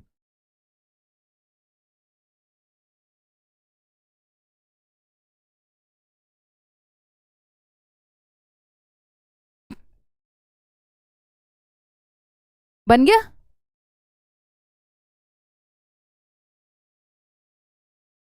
Thank you Elma. हाँ भाई, क्या चल रहा है? बन जाए तो बताना बेटे।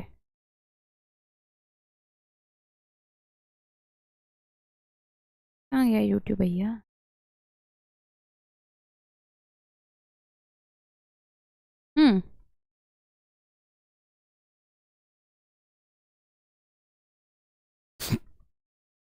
हाँ बेटा, आपने 11वीं वेस्ट कर दी है, फिर भी क्या आप तैयारी कर सकते हो। अगर आपने कुछ भी नहीं पढ़ा, अभी टाइम है, 11वीं 12वीं दोनों कर सकते हो। ठीक है, अब देखो कुछ बातें मेरी और सुन लो, कुछ बातें मेरी और सुन लो। पहली बात तो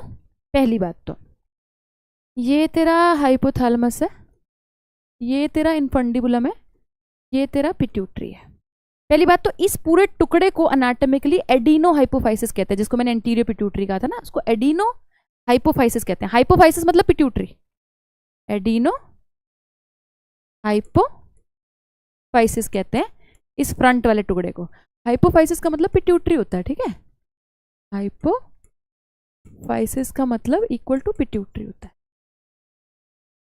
पिट्यूटरी होता है, ठीक है। और इस पीछे वाले को बोलते हैं न्यूरो हाइपोफाइसिस, न्यूरो हाइपोफाइसिस या पोस्टीरियर पिट्यूटरी, ठीक है। इसको हम पोस्टीरियर पिट्यूटरी भी कहते हैं। और इसके अंदर जो फंक्शनल रीजन है जिसमें वो न्यूरॉन्स एंड हो रहे होते हैं, ऐसे न्यूरॉन्स एंड हो रहे होते हैं, इसको पार्स डिस्टालिस कह देते हैं, पार्स नर्वोजा कह देते हैं, पार्स नर्वोजा। तो बेसिकली देखो यार, थोड़ा सा कंफ्यूजिंग है कि मैम ये पार्स नर्वोजा क्यों कह दिया, पोस्टीरियर पिट्यूटरी क्या है, न्यूरो, ये तीनों एक ही चीज़ है। Posterior pituitary equal to neuro hypophysis equal to pars nervosa, इसमें कोई डिफरेंस नहीं है, सब एक ही है। सपोज ये एक है, मान लो this is 1, this is 2, this is 3, तो 1 इक्वल टू 2 इक्वल टू 3 है यहाँ पे। पार्स नर्वोजा, ये अंदर वाले थोड़े से जो फंक्शनल पार्ट है ना, जिससे एक्चुअली चीज़ें रिलीज हो रही हैं, उसको पार्स नर्वोजा कहते हैं। ये जो बाहर दिखने वाला पार्ट है, इसको हम न्यूरो हाइपोफाइसिस या पोस्टीरियर पिट्यूटरी कह देते हैं, उसके अंदर वाले पार्ट को पार्स नर्वोजा कह देते हैं। यहाँ थोड़ी दिक्कत ज़्यादा है। एडिनो हाइपोफाइसिस में जो मेन ऐसे पोर्शन है ना, जो बहुत सारे यहाँ से ब्लड वेसल से जो कमांड्स यहाँ पे जिससे हार्मोन्स होते हैं, इसको आप बोलते हैं पार्स डिस्टालिस, पार्स डिस्टालिस। और पार्स डिस्टालिस को हम एंटीरियर पिट्यूटरी भी कह देते हैं, क्योंकि एडिनो हाइपोफाइसिस में मेनली पार्स डिस्टालिस ही है, मेन जो है एंटीरियर पिट्यूटरी है, एंटीरियर पिट्यूटरी है। एक्चुअली में क्या होता है, पिट्यूटरी का ना एक तीसरा लोब होता है छोटा सा ऐसे साइड में, जो कि ह्यूमंस में बिल्कुल मर्ज होता है पार्स डिस्टालिस से, लेकिन इसको पार्स इंटरमीडिया बोल देते हैं, पार्स इंटरमीडिया। तो बेसिकली एडिनो हाइपोफाइसिस के दो पार्ट्स होते हैं, पार्स डिस्टालिस और पार्स इंटरमीडिया। इंटरमीडिया बीच वाला पिट्यूटरी का एक लोब होता है, थर्ड लोब होता है, जो अगले वाले से फ्यूज होता है, अगले वाले लोब से फ्यूज होता है। तो देखो दोबारा सुनो, नाम थोड़े खतरनाक हैं, मैं खुद भूल जाती थी पढ़ते पढ़ाते, अब थोड़ा याद होने लगे हैं। कुछ नहीं, देखो ये तेरा एडिनो हाइपोफाइसिस है, जो स्ट्रक्चर है बड़ा, ये बड़ा स्ट्रक्चर तेरा न्यूरो हाइपोफाइसिस है या पोस्टीरियर पिट्यूटरी। इसमें तो सब सेम ही है, देख, न्यूरो हाइपोफाइसिस, पोस्टीरियर पिट्यूटरी। उसके अंदर जो थोड़ा सा जहाँ पे एक्चुअली में स्टोर हो रही हैं चीज़ें, जो थोड़ा फंक्शनल पार्ट है, उसको अपन पार्स नर्वोजा बोल देते हैं। नर्वोजा से याद रख लेना, क्योंकि ये डायरेक्ट न्यूरल कंट्रोल में है ना, न्यूरल कंट्रोल में, तो न्यूरल कंट्रोल में नर्वोजा ही है, ठीक है। नर्वोजा न्यूरल कंट्रोल में है, हाइपोथैलेमस के कंट्रोल में है। अब देख, ये एडिनो हाइपोफाइसिस है तेरा, एडिनो हाइपोफाइसिस है जो बड़ा सा टुकड़ा है, उसका मेन पार्ट पार्स डिस्टालिस है। डिस्टल मतलब आगे वाला पार्ट, डिस्टल और प्रॉक्सिमल ना, डिस्टल तो दूर होता है, फिर डिस्टल से मत कर, ये पार्स डिस्टालिस है, ठीक है, जिसको अपन एंटीरियर पिट्यूटरी भी कहते हैं, ठीक है। वैसे तो एंटीरियर पिट्यूटरी इस पूरे को ही कह देते हैं, लेकिन अगर स्पेसिफिक बात की जाए तो पार्स डिस्टालिस को एंटीरियर पिट्यूटरी कहते हैं। और एक थर्ड लो छोटा सा ऐसे चिपका होता है पार्स डिस्टालिस के साथ, जिसको पार्स इंटरमीडिया कहते हैं। ये भी एक हार्मोन रिलीज करता है, जो यहाँ से हार्मोन्स आते हैं ना, हाइपोथैलेमस से यहाँ से हार्मोन्स आते हैं ना, इसके न्यूरॉन से ऐसे हार्मोन्स आते हैं ना, ये मेनली तो यहाँ एक्ट करते हैं, लेकिन यहाँ भी एक्ट करते हैं। और यहाँ से एक हार्मोन भी रिलीज होता है, इसको MSH बोलते हैं। पार्स इंटरमीडिया से एक हार्मोन रिलीज होता है जिसको MSH बोलते हैं। बाकी 6 हार्मोन्स, 6 ट्रॉपिक हार्मोन्स, तेरे ट्रॉपिक हार्मोन्स बोलते हैं, जो पिट्यूटरी से अगले वाले पोर्शन से निकलते हैं, पार्स डिस्टालिस से एंटीरियर पिट्यूटरी से निकलते हैं, इसको ट्रॉपिक हार्मोन्स बोलते हैं। 6 ट्रॉपिक हार्मोन्स निकलते हैं यहाँ से। तो ये थोड़ा सा यार याद करना जरूरी है, ये एडिनो हाइपोफाइसिस, न्यूरो हाइपोफाइसिस या पोस्टीरियर पिट्यूटरी, इसका बीच वाला पार्स नर्वोजा, इसका पार्स डिस्टालिस, जिससे 6 हार्मोन्स रिलीज होते हैं, इसको एंटीरियर पिट्यूटरी भी कहते हैं, क्योंकि मेन पार्ट यही है, एंटीरियर पिट्यूटरी मेन पार्ट यही है, छोटा सा टुकड़ू सा लगा होता है, जिसको पार्स इंटरमीडिया कह देते हैं, ठीक है। उससे एक हार्मोन रिलीज। अब बच्चा पूछ रहा है सेला टर्सिका क्या होता है। बस आज ज़्यादा नहीं पढ़ेंगे, इतना ही पढ़ेंगे, बहुत ज़्यादा नहीं पढ़ेंगे। ये जो पिट्यूटरी है ना, ये बेस ऑफ द स्कल पे ऐसे लगी होती है। ये मेरा जो स्कल है ना, यहाँ से बोनी बोनी एक बॉक्स है, स्कल है, उसमें मेरा ब्रेन पड़ा हुआ है। तो नीचे जो बेस है ना, जैसे अब कमरे की तरह है स्कल, तो नीचे ही पड़ा होता है, नीचे फर्श पे पड़ा होता है मेरा पिट्यूटरी। तो नीचे बोन होती है स्फिनॉइड बोन, स्फिनॉइड बोन के ऊपर ऐसे मेरा पिट्यूटरी पड़ा होता है। तो स्फिनॉइड बोन में ना एक गड्ढा होता है जिसमें मेरा पिट्यूटरी ऐसे पड़ा होता है, इस गड्ढे को सेला टर्सिका कहते हैं। तो बेसिकली तेरा स्फिनॉइड बोन के अंदर ऐसा गड्ढा होता है, ऐसा गड्ढा होता है जिसके अंदर पिट्यूटरी पड़ा होता है, इसको सेला टर्सिका कहते हैं,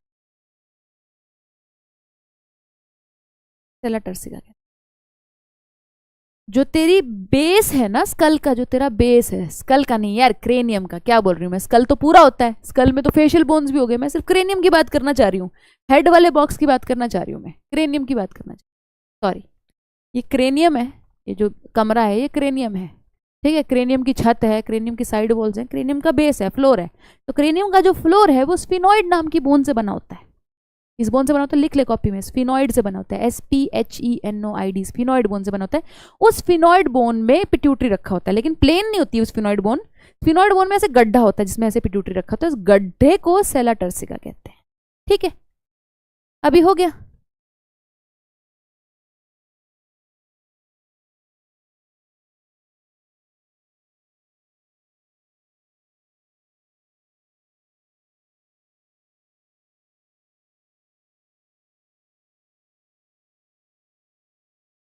ठीक है, ये वाली बात हो गई। अब बस लास्ट बात समझ ले, फिर क्लास एंड कर रही हूँ, लास्ट बात समझ ले, क्लास एंड कर रही हूँ उसके बाद, कि पोर्टल सिस्टम क्या होता है। मैंने इस वेन को हाइपोफाइजल वेन क्यों बोला, बेसिकली मैंने हाइपोफाइजल पोर्टल वेन क्यों बोला मैंने, पोर्टल सिस्टम क्या होता है, देख यार, नॉर्मल सिस्टम क्या होता है मैं वैसे बता चुकी हूँ, लेकिन मैं दोबारा बता रही हूँ। नॉर्मल सिस्टम क्या होता है, तेरा हार्ट होता है, उससे ऐसे एओर्टा निकलती है, एओर्टा में तेरा ऑक्सीजनेटेड ब्लड होता है, एओर्टा से तेरी पतली पतली आर्टरीज निकलती हैं जो कि अलग अलग ऑर्गन्स में जाती हैं, ब्लड लेके जाती हैं, जैसे मान लो एक ऑर्गन में ले गई, दूसरे ऑर्गन में ले गई, फिर यहाँ पे ऑक्सीजन जो है खत्म हो जाती है, और यहाँ से डीऑक्सीजनेटेड ब्लड की वेन ऐसे करके निकलती है, वेन ऐसे करके निकलती है, ये एक बहुत मोटी वेन में जाती है जिसको वेना कावा कहते हैं, वेना कावा में सारी वेन्स जाती हैं, ये वेन है बेसिकली, ये वेन है ना, ये तेरी आर्टरी है, ये तेरी आर्टरी है, आर्टरी ऐसे जाती है। तो जनरली ऐसा होता है कि सारे ऑर्गन्स की ऐसे वेन्स जो है वेना कावा में ऐसे जुड़ती है, मतलब वो अपना डीऑक्सीजनेटेड ब्लड जो है वो वेना कावा में देते हैं, डीऑक्सीजनेटेड ब्लड वेना कावा में देते हैं। लेकिन अगर कोई ऑर्गन अपना डीऑक्सीजनेटेड ब्लड, अगर कोई ऑर्गन अपना डीऑक्सीजनेटेड ब्लड वेना कावा को ना देके किसी और ऑर्गन को दे दे, किसी और ऑर्गन को दे दे, पहले अपना डीऑक्सीजनेटेड ब्लड किसी और ऑर्गन को दे दे, किसी भी रीजन से दे सकता है, और फिर वो ब्लड फिर उसकी वेन से होता हुआ ऊपर जाए, तो इसको पोर्टल वेन बोलते हैं, इसको बोलते हैं पोर्टल वेन। ऐसा ह्यूमन बॉडी में दो जगह होता है, एक तो हिपैटिक पोर्टल वेन होती है, एक हाइपोफाइजल पोर्टल वेन होती है। अब हाइपोथैलेमस, ये वाली बात समझ में आ गई। अब हाइपोथैलेमस अपना डीऑक्सीजनेटेड ब्लड वेना कावा को ना देके, थैलेमस अपना डीऑक्सीजनेटेड ब्लड पिट्यूटरी को क्यों दे रहा है, एंटीरियर पिट्यूटरी को क्यों दे रहा है, अपना डीऑक्सीजनेटेड ब्लड एंटीरियर पिट्यूटरी को क्यों दे रहा है हाइपोफाइजल पोर्टल वेन से, उसका रीजन है क्योंकि हाइपोथैलेमस ने जो हार्मोन प्रोड्यूस किए वो बहुत ट्रेस अमाउंट्स में है। अगर हाइपोथैलेमस अपना डीऑक्सीजनेटेड ब्लड वेना कावा में दे देगा, फिर वो पूरे हार्ट में जाएगा, फिर वो एओर्टा में जाएगा, फिर वो पूरा घूमेगा, फिर कब जाके पिट्यूटरी को वो हार्मोन्स मिलेंगे भाई। हाइपोथैलेमस ने कम से कम 9 हार्मोन सीक्रेट करने पिट्यूटरी को कंट्रोल करने के लिए, इमीडिएट कंट्रोल चाहिए। हाइपोथैलेमस यहाँ पे, पिट्यूटरी यहाँ पे, इमीडिएट कंट्रोल चाहिए। तुम अगर उसको सीधा वेना कावा में डाल दोगे, फिर कब जाके घूम के वो पिट्यूटरी तक पहुंचेगा। तो भैया डायरेक्टली उसने अपना ब्लड पहले यहाँ पे दे दिया ताकि वो उसके हार्मोन्स डाइल्यूट ना हो जाए और फास्ट एक्शन हो जाए। हार्मोन्स डाइल्यूट नहीं होने चाहिए, ठीक है, पूरे बॉडी में नहीं घूमने चाहिए। पहले तुम पिट्यूटरी में चले जाओ ना यार, अपना काम कर लो, फिर पिट्यूटरी से वापस फिर वेना कावा में चले जाना। और फास्ट एक्शन भी तो है, हाइपोथैलेमस से पिट्यूटरी में फास्ट एक्शन है। तो बेसिकली यहाँ से अपने हार्मोन पहुंचाने के लिए ब्लड डायरेक्टली वेना कावा में देके सीधा पिट्यूटरी को दे दिया, इसलिए इसको हाइपोफाइजियल पोर्टल वेन कहते हैं।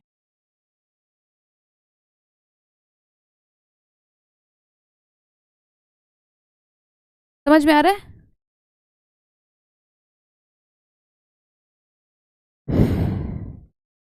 समझ में आ रही है? हाइपोफाइजियल पोर्टल वेन समझ में आ गई, सेला टर्सिका तुमको समझ में आ गई। तुमको बेसिक कनेक्शन समझ में आ गया, हाइपोथैलेमस और उसका कनेक्शन क्या है, बेसिक कनेक्शन समझ में आ गया।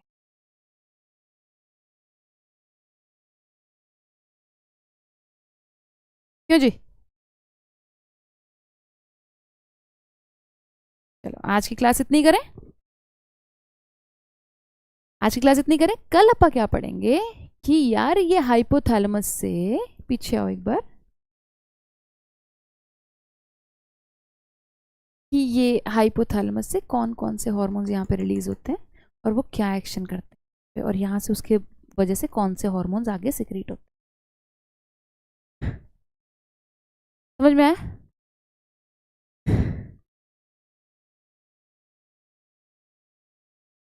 चलो, नहीं तुम लोग नहीं यूट्यूब पे आ रहे हो, तुम लोग ऐप पे ही आ रहे हो।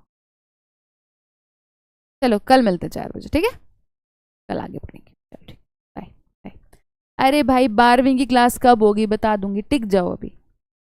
तुम पहले 11वीं पढ़ लो, अभी 3 दिन 11वीं पढ़ लो, फिर 12वीं में बता दूंगी, ठीक है? जो बच्चे यूट्यूब पे हैं, इसके नोट्स के लिए आप मेरा टेलीग्राम ज्वाइन कर लेंगे। ऋतु रतेवाल बायोलॉजी करके मेरा टेलीग्राम ग्रुप है, उसको ज्वाइन कर लें। उसमें अराउंड 1,20,000 बच्चा है, उसी को ज्वाइन करना, छोटे मोटे ग्रुप मत ज्वाइन करना, बहुत सारे फेक ग्रुप्स हैं। वहाँ पे आपको इसके नोट्स मिल जाएंगे, प्लस आपको इसकी डीपीपी भी मिल जाएगी, इसके क्वेश्चन प्रैक्टिस होने भी मिल जाएंगे। प्रणव तेरा कमेंट किसी को नहीं दिख रहा, चल bye. Ma'am shall I purchase Allen offline test series, कर सकती है मनु, मैंने देखी नहीं कैसी है, कर सकती है। पर एनसीईआरटी रीड अभी अदीब अभी पढ़ाना है, तब एनसीईआरटी रीड होगी, उससे पहले नहीं होगा। यशराज 356 वालों को भी गिफ्ट दो मैम, एक क्वेश्चन आउट ऑफ सिलेबस था। देते हैं यशराज, तुझे कोई गिफ्ट देते हैं बेटे, रुक जा रुक जा।